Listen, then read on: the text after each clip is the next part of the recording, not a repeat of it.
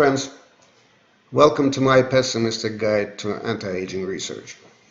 This is episode 4, which I titled What We're Up Against. I admit that the title is definitely way too broad. So in this episode I will limit myself to the consequences of aging on the cellular level, because they are straightforward and relatively simple. As an additional bonus, I will not have to deal with more than 300 existing theories of aging. Aging cells have a limited choice of 4 principal fates, which include cell death, uncontrolled proliferation, senescence, and reduced functionality. Let's start with cell death. We all remember from Lion King that death is a part of the circle of life. For some cell types, death is a positive event that serves a good purpose. For example, the entire lining of intestines is renewed every 4 or 5 days. High level of cell death is balanced by matching level of replacements. This is typical for epithelial cells that form a protective barrier between the organism and the outside world. Worn-out cells are discarded and replaced by new ones, just like the gloves. In contrast, for slowly renewable or virtually non-renewable cell populations, such as muscle cells and neurons, cell death poses a significant problem, because with time it translates into cell attrition, leading to a dramatic decline in cell numbers. In skeletal muscles, this process results in a condition called sarcopenia. In the brain, it leads to dementia, including Alzheimer's. Research shows that by the age of 80, human brains lose about a third of their neurons. Surviving nerve cells lose a large portion of their connections to each other. And by the age of 85, more than 30% of people have different degrees of dementia. It is easy to project that further aging can only increase this number. The very same mechanisms of aging may push some cells in the opposite direction, towards overproduction. Controlled proliferation is a basic requirement for health. To accomplish this, our body, when necessary, encourages renewal or imposes limitations on excessive growth. In a healthy organism, cells follow the cues telling them when to start dividing and when to stop dividing. With aging, some rogue cells acquire independence from regulatory mechanisms and start dividing uncontrollably. This results in increased incidence of various forms of cancer.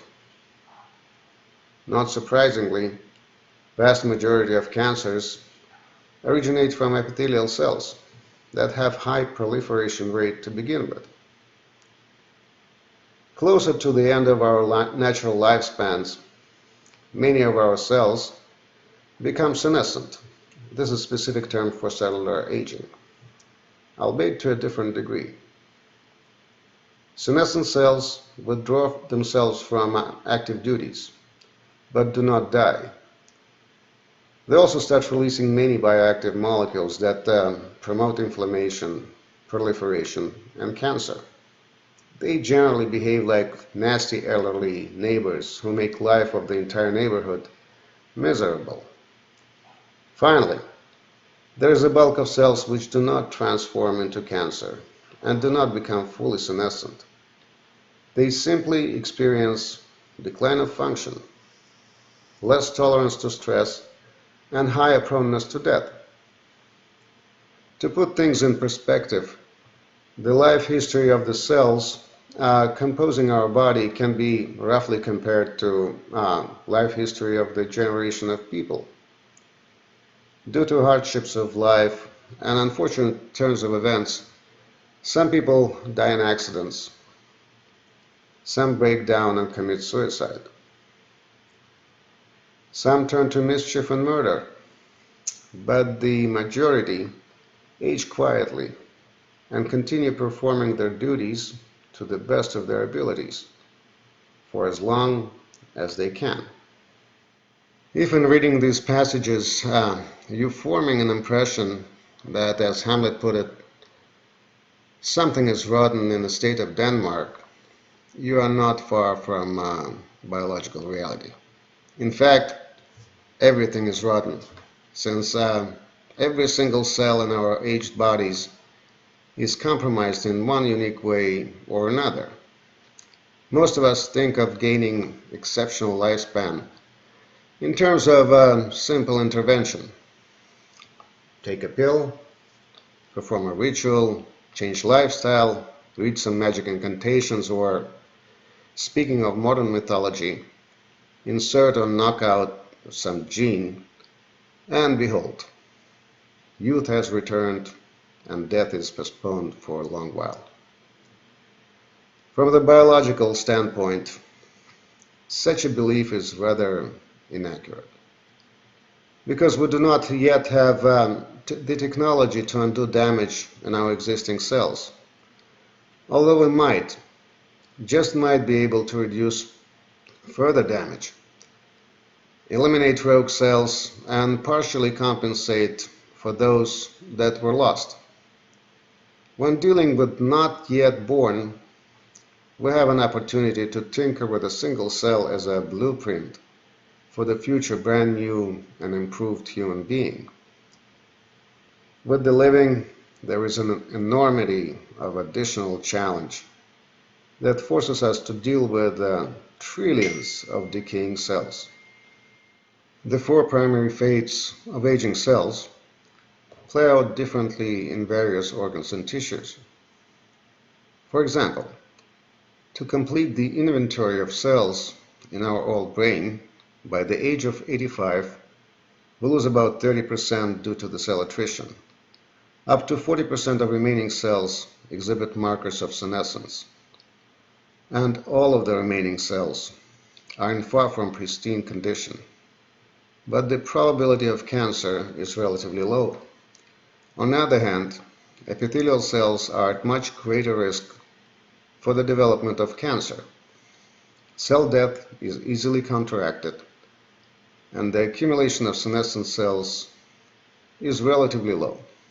So, what all these facts may signify practically.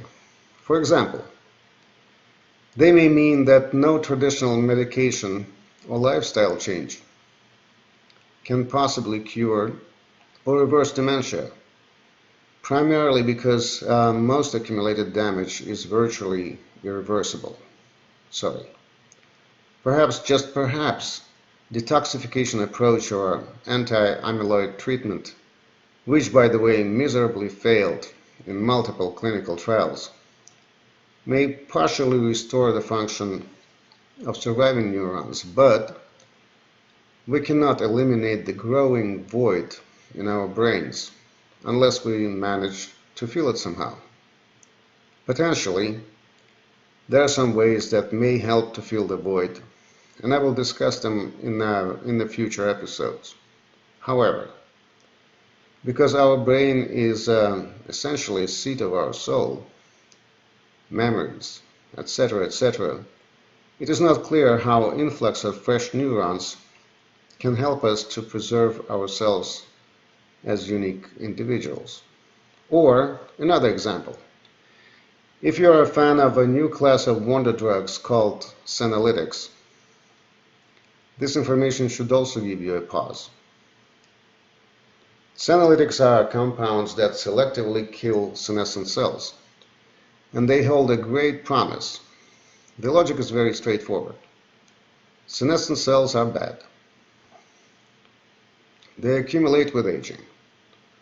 They affect functions of healthy cells. Ergo, their elimination should have a positive effect, and it may, in certain scenarios. For example, the fraction of senescent cells in arthritic joints can reach up to 50%. If eliminated, they will no longer feed inflammation. Also, they can be easily replaced by proliferation of remaining healthy cells. So, in this particular case, Senolytics could be quite beneficial, truly wonder drugs, but you'd better pray that Senolytics do not get into the bloodstream, penetrate blood-brain barrier, and come into contact with senescent neurons. Because you don't want to lose half of your surviving brain with no replacement on site. Besides, some recent research suggests that there may be ways for rehabilitating senescent cells. So as typical for biology, simple linear thinking does not always work. And here's yet another and final example. It always delights me when the eureka moment visits yet another great scientific mind. Suddenly, somebody discovers that some nutrient or metabolite, there are thousands of those, is reduced in aging people. This metabolite or nutrient, of course, plays a key role in some vital process. They always do. Therefore, its adequate supply is a prerequisite for health, and its deficiency, very likely, hastens or even causes aging. An inevitable triumph of the involved scientist is a genius conclusion that everything can be cured by eradication of the deficit. Mission complete. Another miracle cure is born. Why though? We're not simple mechanical toys, are we? Such use can be expected from a layperson, but not from a biologist. Is it possible that aging cells simply no longer need that much of this metabolite or nutrient, and therefore reduce their consumption or production? Isn't it more likely that force-feeding compromised cells with these things will not amount to anything good? It is a defeatist suggestion, of course, unworthy of eternally optimistic gerontologist, and I apologize for it. But these distasteful money-making mini-sensations are happening all the time, again and again. For example, the most recent darling to which similar reasoning can apply is NAD+. The ads are everywhere. It is promoted by Harvard scientists and endorsed by several Nobel Prize laureates, no less. I'm not sure about science, but the prospects for business are certainly good. Okay, I think I'm done for today. See you next time.